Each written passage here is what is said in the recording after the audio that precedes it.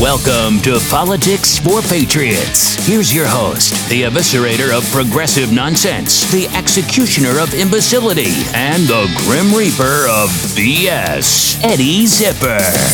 The Democratic Party might have been better off if they had not taken back the House majority, because now they have a serious leadership crisis going on, and nobody is stepping up to run against Nancy Pelosi, who is losing more supporters than she is picking up.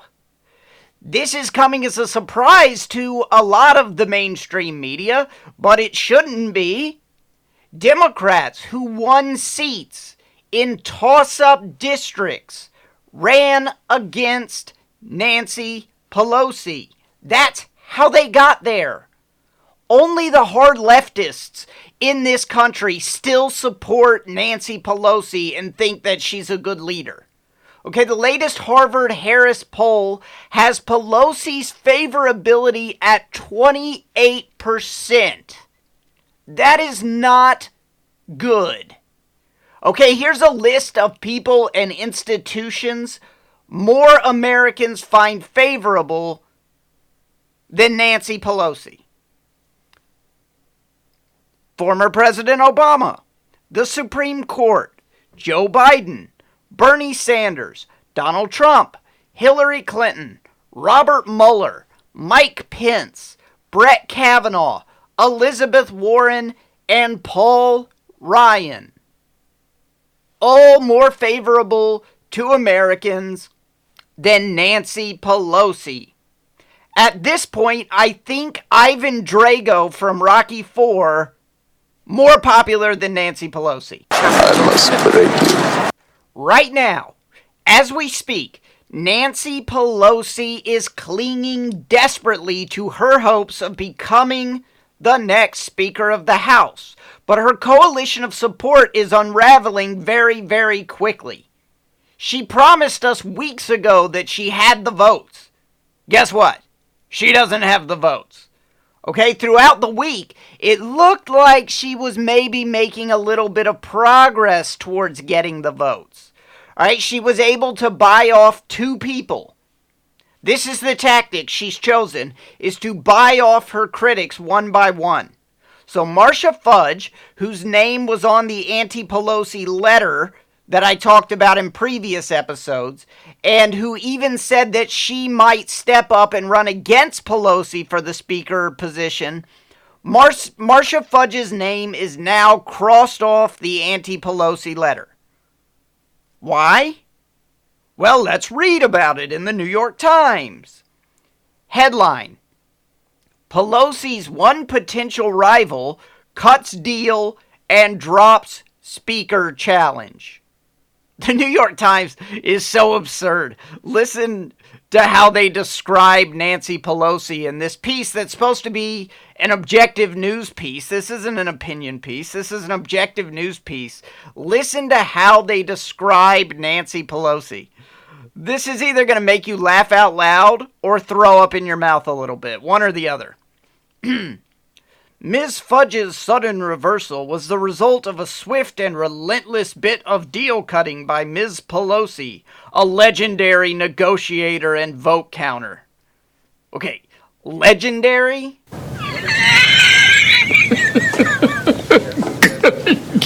Good one. Could the bias here possibly be any more transparent?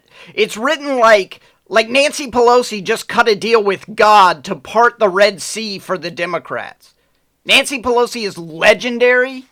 Settle down, New York Times writer. She bought someone off. That's actually not that impressive. So, what is Pelosi going to do for Marcia Fudge? Pelosi is going to reinstate a defunct subcommittee so that Marcia Fudge can chair it. Wow! How shrewd. She bought someone off. Wow. I mean, who could ever pull off that masterful move? I mean, especially given the fact that right before Pelosi bought her off, information surfaced that Fudge had written a letter to a judge years ago asking for leniency for a guy who brutally beat his wife. Now, tragically, that woman has been murdered, and the man Marcia Fudge pleaded for leniency for is the prime suspect in that murder. So that brewing scandal gave Marcia Fudge some extra motivation to take Pelosi's offer and disappear into House obscurity, because that really does not look good. So buying people off one by one the way Nancy Pelosi is doing now is not a very smart tactic. Okay, there's a popular cliche, and you've heard it before. Everybody's heard it before. It goes like this. If you give a mouse a cookie, he's going to want a glass of milk. Okay, there should be a cliche that says, if you give a mouse a cookie, every mouse in the house will want a cookie. An army of mice who all want a cookie is a way bigger problem than one mouse who wants a glass of milk. Okay, so Marcia Fudge got a cookie. A great big cookie. It's one of those giant cookies that they have in the display case at the cookie store in the mall. Right? The ones that people buy as birthday cakes. You know what I'm talking about. So everyone saw Marcia Fudge get a great big cookie. So what did I say? What's the rule here? If you give a mouse a cookie, every mouse in the house will want a cookie. So, on to cookie number 2. This cookie goes to Representative Brian Higgins. Let's read about this one in roll call.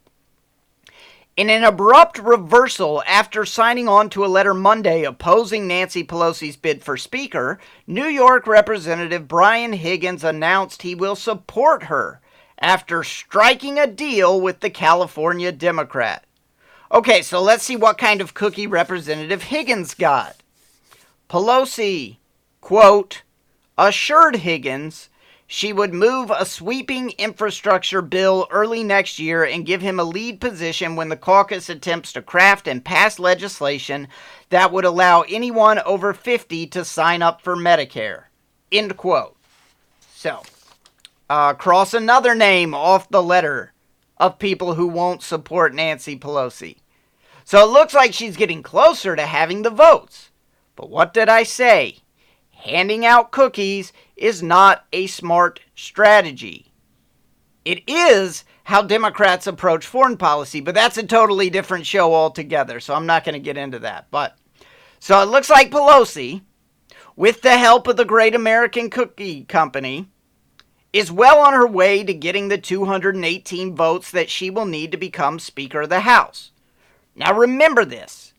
When the Democrats meet on Wednesday, Pelosi only needs 50% plus one of the Democratic caucus in order to become the Democratic candidate for Speaker. That's no big deal. She's going to easily get that, especially if nobody steps up to run against her. But on January 3rd, when the 116th Congress assembles, she is going to need 218 votes to become Speaker of the House. The Speaker of the House is not a Democratic or Republican leadership position, which means that every single member of the House of Representatives, all 435 of them, Republicans and Democrats, get to vote on who the Speaker of the House will be. This person speaks for the entire House, not for a party. All the Republicans get to vote on who the Speaker of the House will be. Ergo, Nancy Pelosi needs 218 votes from the Democrats. That is if everyone votes. But she's going to need 50% plus one. So she's going to need all those votes from the Democrats. And this is an aside, but if Democrats were smart, they'd draft Joe Biden to be Speaker of the House. He's about the most favorable politician in the country right now, according to the last Harvard-Harris poll. It would give his presidential campaign a real boost if he actually had a leadership job right now, like Speaker of the House. He's more of a master legislator than Nancy Pelosi could ever hope to be. And important point here. The Speaker of the House does not have to be a representative. It probably isn't going to happen, but boy, would it ever be fun to watch. I mean, that is popcorn politics right there. All right, so looks like there will be about 234 Democrats total in the new House of Representatives. Pelosi needs 218 of their votes to become Speaker.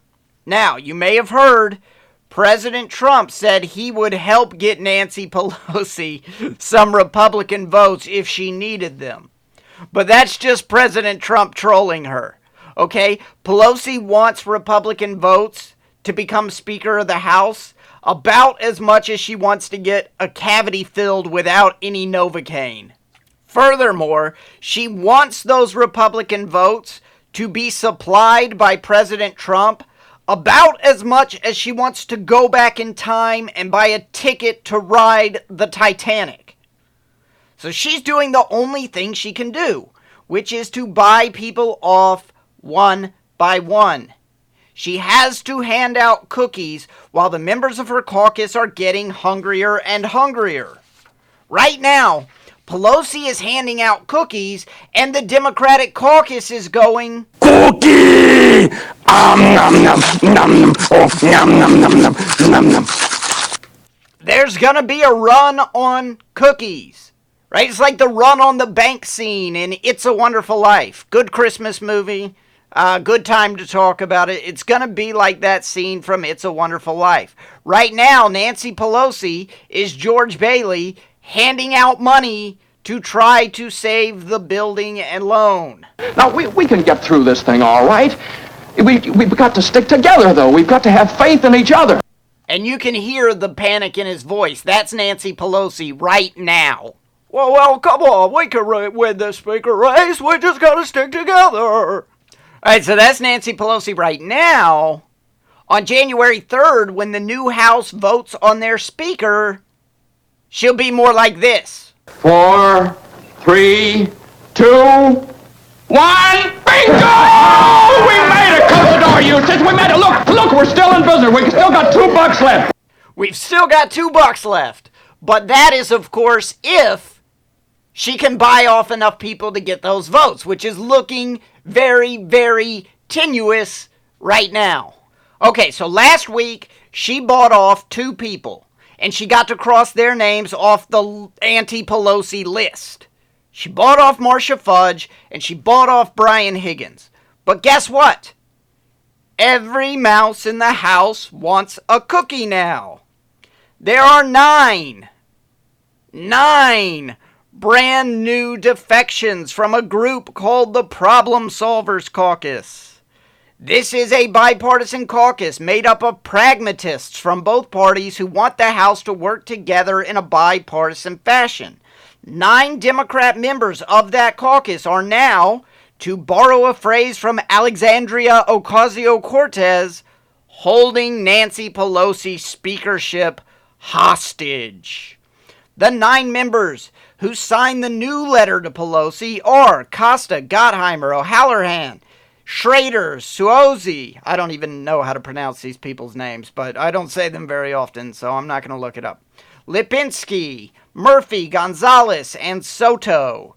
These 9 members are demanding rules changes that will severely cut into the Speaker's power.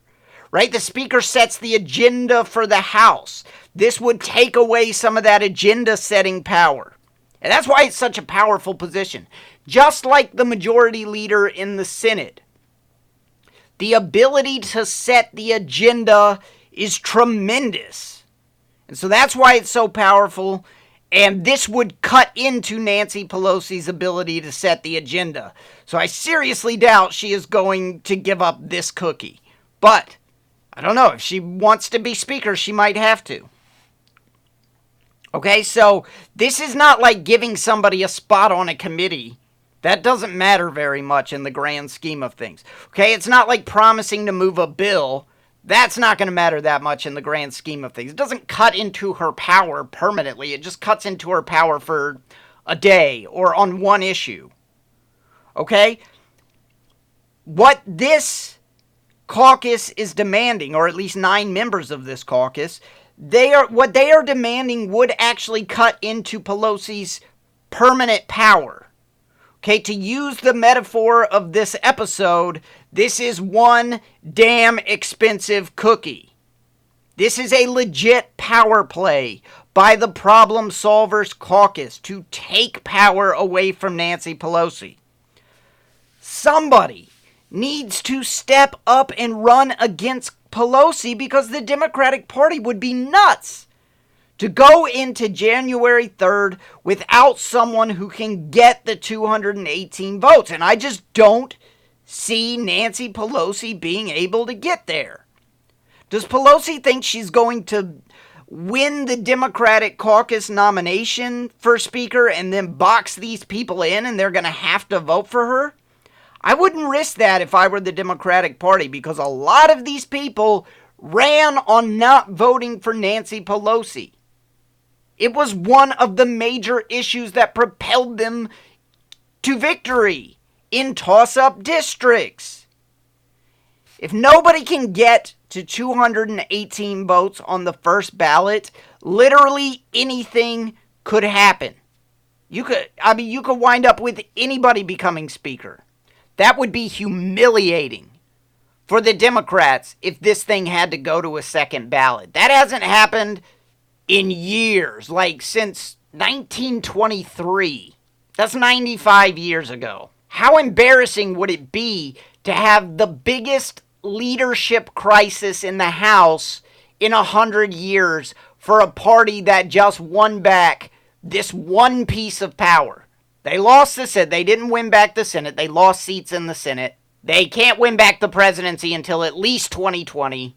The American people gave them one slice of the federal pie, and that is the House of Representatives. How embarrassing would it be if they imploded by not being able to elect a speaker?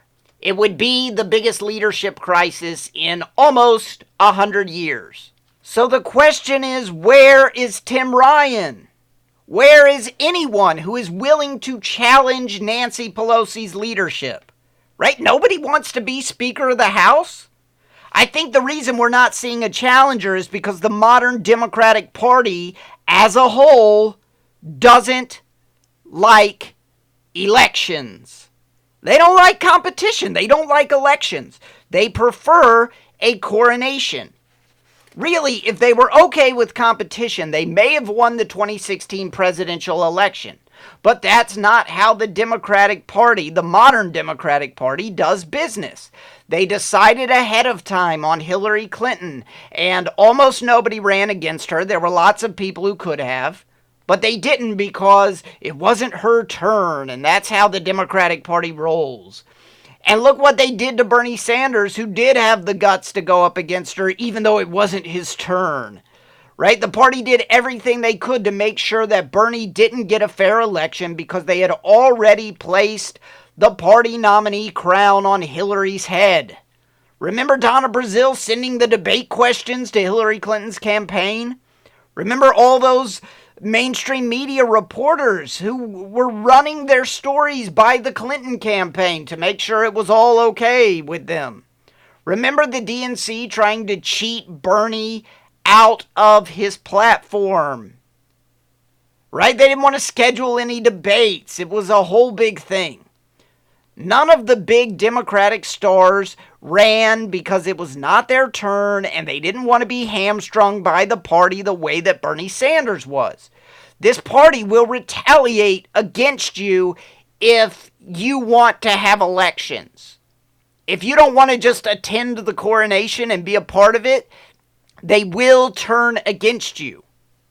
So people keep saying that the Democratic primary is going to be packed in 2020. The way the Republican primary was the last time around, you remember 17 Republicans came out and ran for president. We had 500 debates.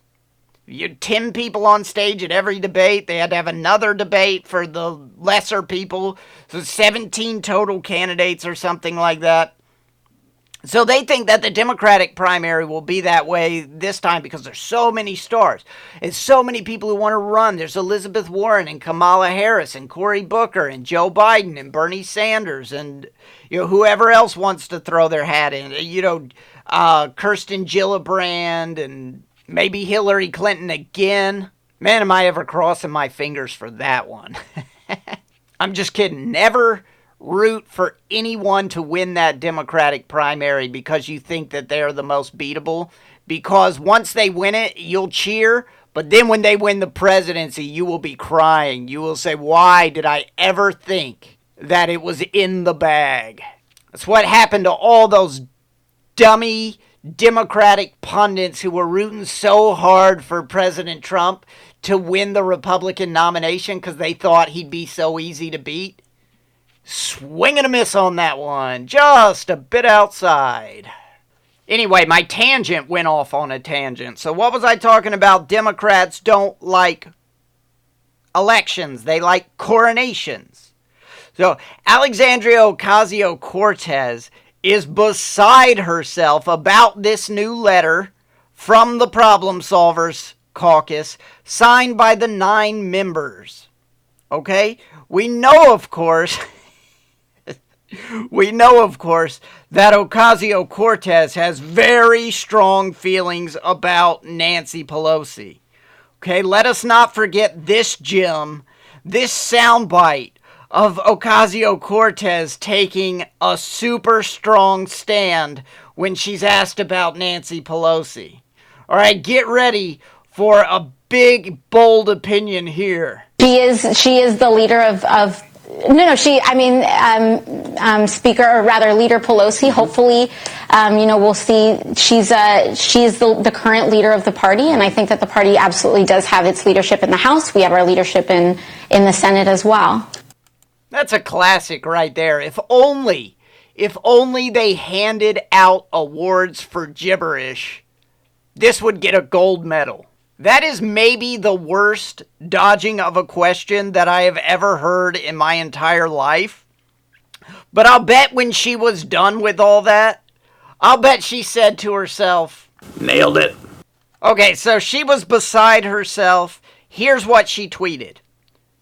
9 Dems are choosing to hold the entire 220-plus caucus hostage if we don't accept their GOP-friendly rules that will hamstring healthcare efforts from the get-go. This is the perfect example of what I'm talking about, how Democrats don't like elections or democracy. They just want coronations. Okay, they like coronations. They hate competition. If you don't vote how you are told, you are apparently, according to Alexandria Ocasio-Cortez, holding the party hostage. Does Ocasio-Cortez understand that not every Democratic representative in the House is from a district where the Democrat gets 80% of the vote and the Republican gets 13%?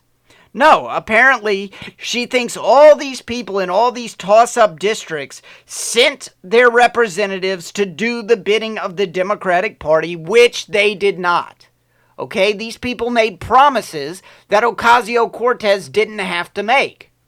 All Ocasio-Cortez had to do in her 80-20 district is be the most liberal possible person that there could possibly be. She didn't have to make any sense. She didn't have to say anything logical. She didn't have to know anything that a 9th grade civics student would know. All she had to do was say, free stuff, free stuff. Like the person at the parade throwing out candy. That was all she had to be. Other people actually had to convince an electorate to send them to Congress. And a big part of how they did that was their promises not to vote for Nancy Pelosi.